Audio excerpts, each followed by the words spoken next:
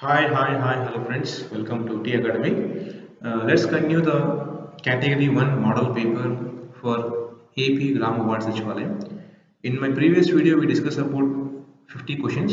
Now we will start questions from 51 here. Okay. The first question here.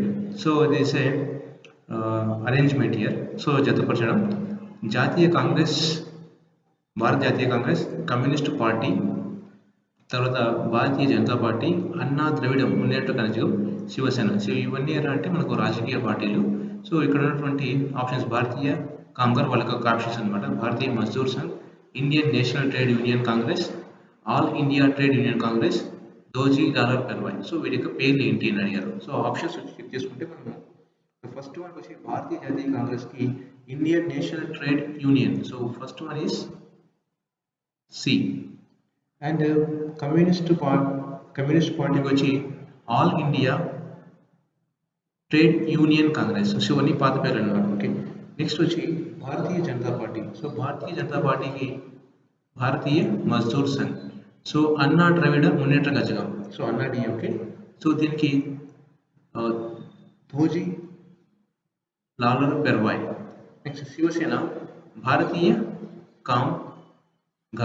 So అన్ని matches ఉంటే option A అనేది మనకు correct option friends. Okay. Next question here. So చాలా మంది question అడిగారు, sir question paper ఇంగ్లీష్లో ఉంటుందో తెలుగులో ఉంటుందని. సో జనరల్ స్టడీస్ పేపర్ అనేది మనకు రెండు ఆప్షన్స్లో ఉంటాయి, తెలుగులో ఉంటుంది, ఇంగ్లీష్లో కూడా ఉంటుంది. సో ఇక్కడ నేను తెలుగు మాత్రం తీసుకున్నానండి. ఓకే. నెక్స్ట్ రాబోయే పేపర్స్లో ఇంగ్లీష్ కూడా తీసుకుంటాం అనమాట. ఓకే. నెక్స్ట్ భారత్లో మొదటి ట్రేడ్ యూనియన్ను బాలగంగాధర్ తిలక్ మొదటి అధ్యక్షుడిగా పనిచేశారు. 1920లో స్థాపించిన all India trade union Congress భారత్లో మొట్టమొదటి ట్రేడ్ యూనియన్. సో పై వాటిలో సరికానిది గుర్తించండి. సో సరికానిదాన్ని ఆప్షన్ ఏ అనమాట. ఏంటంటే భారత్లో మొదటి ట్రేడ్ యూనియన్ను బాలగంగాధర్ తిలక్ మొదటి అధ్యక్షుడిగా పనిచేయలేదు. ఓకే. నెక్స్ట్ వన్ అనిబెసెంట్ గురించి సరైనది ఇది. సో అనిబెసెంట్ బిరుదులు ఏమంటే ఇండియన్ టామ్ టామ్ అంటారు, తర్వాత grand old lady of India. Annie Besant పత్రికలు ఏంటంటే న్యూ ఇండియా, కామన్వెల్త్. సో ఈ కు నినాదం, సో ఈ నినాదం అంటే England's difficulty in Indian opportunity. So option A అనేది అన్ని కరెక్ట్ అనమాట. ఓకే. Next one. సో ఈ క్రింది వాటిని జరిగిన క్రమంలో అమర్చండి. సో ఫస్ట్ వచ్చి ఢిల్లీ ఒప్పందం జరిగిందండి, తర్వాత రెండవ రౌండ్ టేబుల్ సమావేశం జరిగింది, తర్వాత కమ్యూనల్ అవార్డు, ఆ తర్వాత పూణే ఒప్పందం. So DBCA answer is a year. తర్వాత క్వశ్చన్, ఈ క్రింది వాటిలో సరి అయినవి గుర్తించండి. ఓకే. ఇక్కడ కమ్యూనల్ అవార్డుకు వ్యతిరేకంగా గాంధీ కాన్పూర్ జైల్లో నిరాహార దీక్ష ప్రారంభించారు. ఇది రాంగ్ స్టేట్మెంట్. కమ్యూనల్ అవార్డు ప్రకారం దళితులకు 79 ప్రత్యేక నియోజకవర్గాలు కేటాయించబడ్డాయి. పూణే ఒప్పందం ద్వారా దళితులకు రిజర్వ్ చేసిన సీట్ల సంఖ్య 148. So only C is right option here. Next, Gandhi రెండవ రౌండ్ టేబుల్ సమావేశం నుండి తిరిగి రావడానికి కారణం ఏంటి? ఓకే. సో ఇక్కడ ఆప్షన్స్ ఏమంటే గాంధీ ఇర్విన్ ఒప్పందం అమలు కాకపోవడం, ప్రత్యేక రాజ్యాంగం రచనకు అనుమతి నిరాకరించడం, బ్రిటిష్ ప్రధానితో విభేదాలు, బ్రిటిష్ ప్రభుత్వం తరఫున హాజరైన సంప్రదాయవాదులకు అనుకూలంగా ఉండటం. సో ఆప్షన్ డి అనేది రైట్ ఆప్షన్గా చెప్పుకోవచ్చు. Next one 57th question, Gandhi Irwin ఒప్పందంలో గాంధీ తరఫున డిమాండ్లను గుర్తించండి. సో వాళ్ళు ఏం చేశారంటే అందరూ భారతీయ ఖైదీలను విడుదల చేయాలి, ఇది డిమాండ్ చేయలేదు. సత్యాగ్రహాల ఆస్తులను తిరిగి ఇవ్వాలి అన్నారు. ఉప్పు తయారీకి భారతీయులకు అనుమతి ఇవ్వాలి. సో గోవధన్ అనేది wrong option. So B and C are the right options. So final answer is B. Next, Gandhi Irwin మధ్య ఒప్పందం కుదిర్చేందుకు మధ్యవర్తులుగా వ్యవహరించిన వారిని గుర్తించండి. సో మధ్యవర్తులుగా గుర్తించిన వారు తేజ్ బహదూర్ శాస్త్రి మరియు MR Jayakar. So answer is A and C. So C is the right answer. So next question friends, so ఈ క్రింది వాటిని జతపరచండి. 1వ రౌండ్ టేబుల్ సమావేశానికి హాజరైన వారు ప్రాతినిధ్యం వహించినటువంటి పార్టీ ఇది. సో ఫస్ట్ దానికి వచ్చి మనకు దీనిలో ఆన్సర్ వచ్చి ముంజే ఎంఆర్ జైకర్. సో వీళ్ళంతా కూడా మనకు హిందూ మహాసభకు వచ్చిన వాళ్ళు అనమాట, మహాసభ పార్టీ నుంచి వచ్చిన వాళ్ళు. సో 1A4 అనమాట. నెక్స్ట్ వచ్చి అక్బర్ హైదర్. సో అక్బర్ హైదర్ వచ్చి నిజాం యొక్క ప్రధాని. ఓకే, తర్వాత మీర్జా ఇస్మాయిల్. సో మీర్జా ఇస్మాయిల్ అనే వాళ్ళు వడమర్ల యొక్క దివాస్. Okay, so Tej Bahadur Sapru. So వీళ్ళు ఇండియన్ లిబరల్ ఫెడరేషన్. సో ఇవన్నీ మీరు మ్యాచ్ చేసుకున్నట్టే ఆప్షన్ ఏ అనేది మ్యాచ్ అవుతుంది అనమాట. నెక్స్ట్ వన్, అమరావతి స్తూపం గురించి ఈ క్రింది వాటిలో సరికానిది ఏది? సో అమరావతి స్తూపం గురించి ఉన్న వాళ్ళు ఆంధ్రదేశము మరియు దక్షిణ భారతదేశ బౌద్ధ స్తూపాలన్నింటిలోనూ పెద్దది మరియు విశిష్టమైనది. ఇది కరెక్ట్ అనమాట. సో సరైనది. సో దీన్ని వెలికితీసిన వారు కర్నల్ మెకన్జీ, రైట్. సో ఈ స్తూపాన్ని మరమ్మతులకై అశోకుడిచే పంపబడిన బౌద్ధ మతాచార్యుడు మహాదేవ భిక్షు. ఓకే, సో ఇది మహాయాన కేంద్రం. ఇదైతే wrong option. So answer is D here. Next one, క్రింది యాగాల విశిష్ట పుత్ర శ్రీ శాంతమరుడు పొందిన బిరుదుల్లో సరికానిది. ఓకే, అది సరికానిది నరమేధ యాగం, నరవిరాట్. నెక్స్ట్ వన్, ఉమ్మడి ఆంధ్రప్రదేశ్ మొట్టమొదటి స్పీకర్ ఎవరు? Okay, Ayyadevara Kaleswararao. Next one, విజయనగరాన్ని పాలించిన 4 వంశాల వరుస క్రమంలో రాయండి. సో రాజులు ఎవరైతే పాలించారో వాళ్ళ వంశాల క్రమం రాయండి అన్నారు. సో ఫస్ట్ వచ్చి మనకు సంగమ వంశం, సాడు వంశం, తుళు వంశం, అరంపాడు వంశం. Okay, so answer is C అన్నమాట.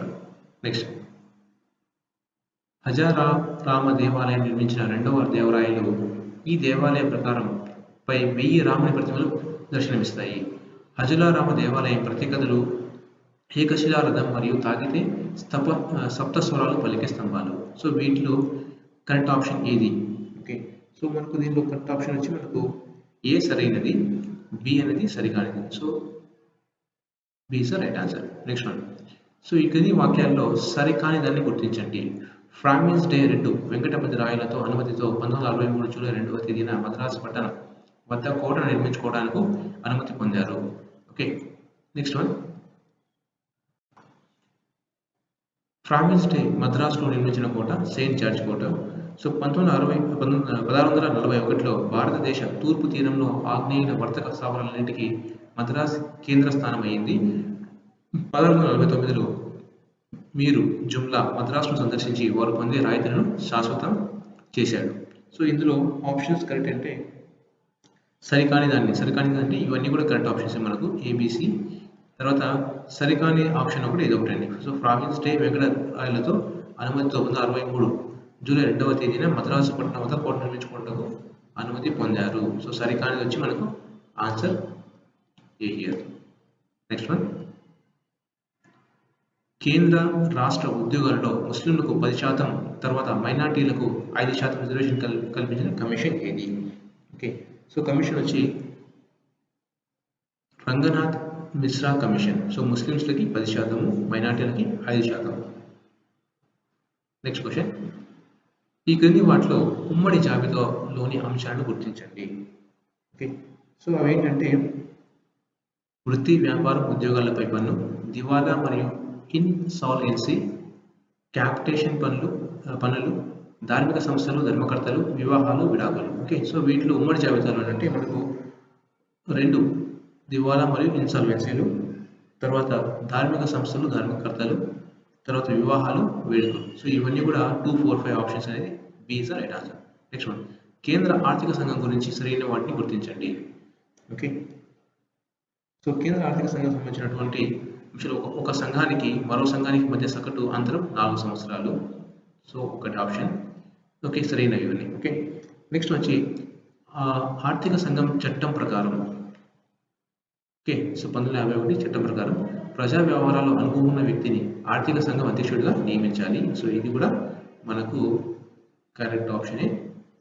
నెక్స్ట్ వన్, ఇది శాశ్వత సంస్థ కాదు, ఎందుకంటే ఫస్ట్ ఆప్షన్లోనే సగటు అంతరం 4 సంవత్సరాలు ఉంది కాబట్టి ఇది రాంగ్ ఆప్షన్. నెక్స్ట్ వన్, ఒక సభ్యుడు హైకోర్టు న్యాయమూర్తిగా ఉన్న వ్యక్తి లేదా హైకోర్టు న్యాయమూర్తిగా నియమితులు కావడానికి గల అర్హతలు అయిన వ్యక్తి అయి ఉండాలి. సో ఇది కూడా రైట్ ఆప్షన్ అన్నమాట. సో దీన్ని బట్టి మనకు ఆన్సర్ చూసుకోవచ్చు. ఏంటంటే ఆన్సర్ ఏమంటే 1, 2, 4. So answer is C is the right one. Next one, ఈ క్రింది రాష్ట్రాలను ఏర్పడిన సంవత్సరం ఆధారంగా కాలానుక్రమంలో అమర్చండి. సో ఫస్ట్ వచ్చి మనకు హర్యానా ఏర్పడిందండి, ఆ తర్వాత మనకు హిమాచల్ ప్రదేశ్, ఆ తర్వాత మనకు Tripura and final Sikkim. So answer ఏంటంటే మనకు, సో ఫస్ట్ వచ్చి హర్యానా. సో 4 వచ్చి 1 ఉంది. Okay, so 4 2 1 3. So answer is B. Okay, next one. 1946 తాత్కాలిక ప్రభుత్వంలో విద్యాశాఖ మంత్రిగా మరియు న్యాయశాఖ మంత్రిగా పనిచేసిన వారు ఎవరు? So Rajagopalachari, Jogendranath Mandal. Next one 71. Indira Gandhi versus Raj Narayan కేసులో, ఓకే 1975 కేసులో రాజ్యాంగ మౌలిక లక్షణాలను పేర్కొన్న సుప్రీంకోర్టు న్యాయమూర్తి ఎవరు? సో సుప్రీంకోర్టు న్యాయమూర్తి justice Chandrachud. Next one.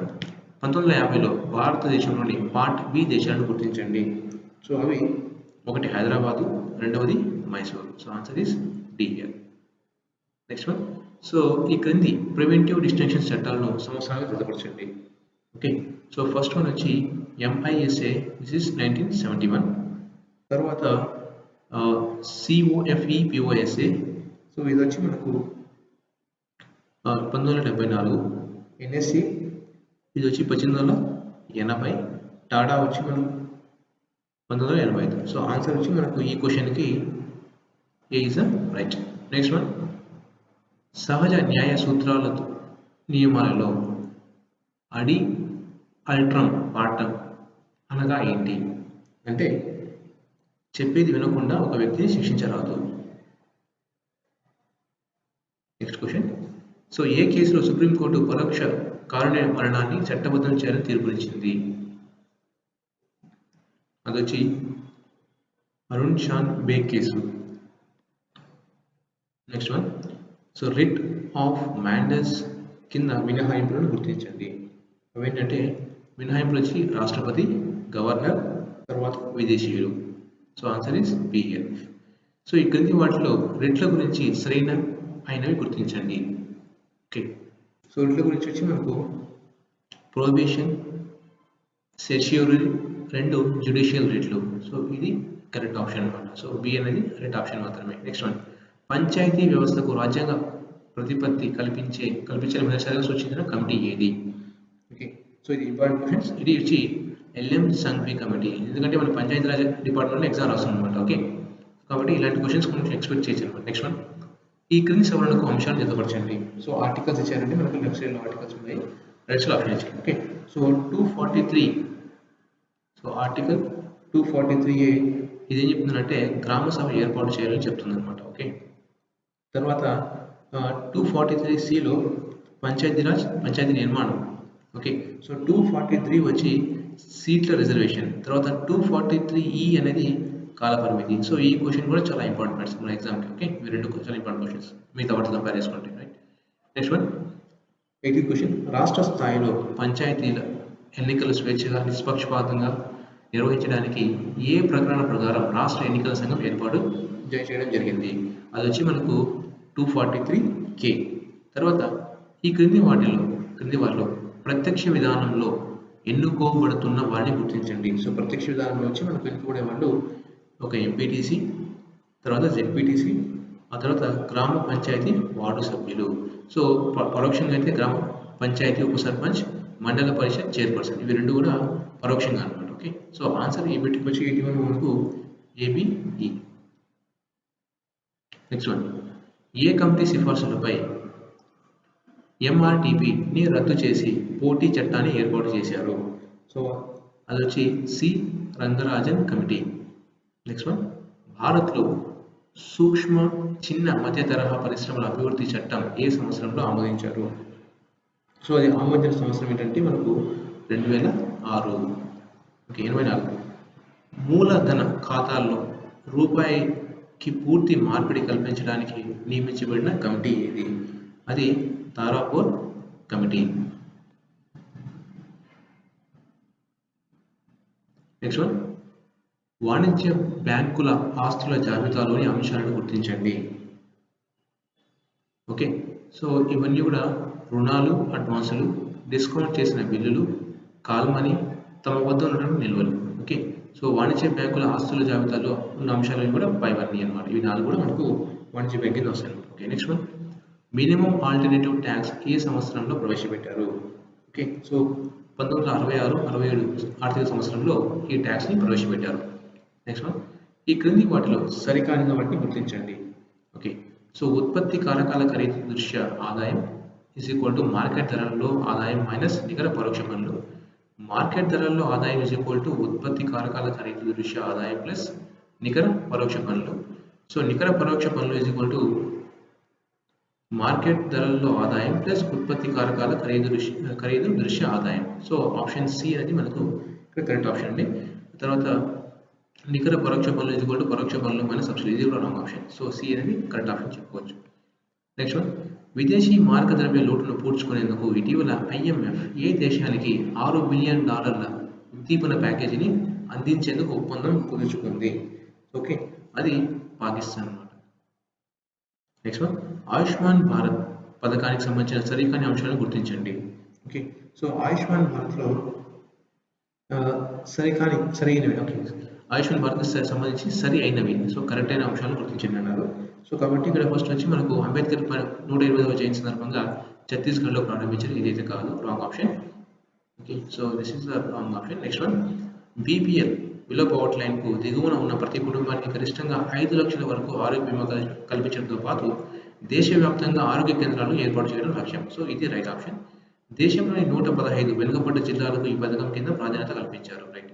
So ఇక్కడ మనకు ఆప్షన్ చూసుకుంటే 2, 3 అనేది correct option. So C is right option here. Next one క్రింది ప్రతిపాదనలలో సరైనవి గుర్తించండి. సో ప్రస్తుతం ఏపీ వృద్ధాప్య పెన్షన్ 2000 నుండి 2250 రూపాయలు పెంచారు. సో ఇప్పుడు యాక్చువల్గా ఈ మంత్ దాటిన తర్వాత అది 2500, ఎందుకంటే సంవత్సరానికి 250 రూపాయలు పెంచుతామన్నారు. కాబట్టి ఈ నెల తర్వాత అంటే ఆగస్టు నెల నుంచి ఈ క్వశ్చన్ అనేది ఇప్పుడు అడిగారంటే, ఓకే, సో అక్కడ వాళ్ళు డేట్ మెన్షన్ చేయకపోతే ప్రస్తుతానికి ఇది ఆన్సర్ ఉంటుంది. వాళ్ళు డేట్ మెన్షన్ చేసి ఆగస్టు నెలలో ఉన్నారు అనుకోండి, ఎగ్జామ్ ఆగస్టు నెలలో ఉంటుంది కాబట్టి వాళ్ళ పెన్షన్ అనేది 250 రూపాయలు పెంచడం జరిగింది. కాబట్టి ఇది కరెక్ట్ అవుతుంది. ఓకే, సో వృద్ధుల వయోపరిమితిని ప్రస్తుత ఏపీ గవర్నమెంట్ 65 సంవత్సరాల నుండి 60 సంవత్సరాలకి తగ్గించారు. ఓకే, సో ఇవి రెండు కూడా మనకు సరైనవి ఆప్షన్స్ అన్నమాట. ఓకే, సో ఈ బిట్ అనేది మనకు ఆగస్ట్ నెలలో ఒకేసారి. ఓకే, సో ఆగస్ట్ నెలలో మెన్షన్ చేశారనుకోండి, ఆగస్ట్ 2020 మెన్షన్ చేస్తే ఈ బిట్ కరెక్ట్ అవుతుందండి. ఓకే, నెక్స్ట్ వన్ ఈ క్రింది వాటిని జతపరచండి. సో భారత్ మరియు వివిధ దేశాలతో దీవుల విషయంలో గల వివాదాలను జతపరచండి. ఓకే, సో ఫస్ట్ వచ్చి మనకు భారత్ మయన్మార్ వచ్చి, ఓకే, సో కొత్తమూర దీవులు. తర్వాత